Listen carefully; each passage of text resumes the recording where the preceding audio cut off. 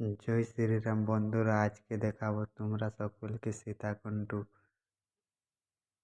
এই যে এখানে দেখতে পাচ্ছ একটা দাড়ি, সেটাই হচ্ছে সীতাকুণ্ড, অযোধ্যা পাহাড়ের ফেমাস একটি জায়গা।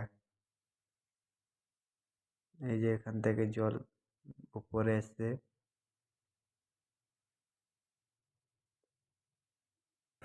এই যে আমিও দেখছি, তোমরাও দেখো সবাই। আমার বড় কথা এটা, জলটা এখন সবসময় উঠছে, তাহলে বাকি জলটা যাচ্ছে কোথায়? পাহাড়ে তো মিনারেল থাকে। হ্যাঁ, সমুদ্র টেনে দিয়ে এবারে জলটা একটু উঠতে তো যাই হবে।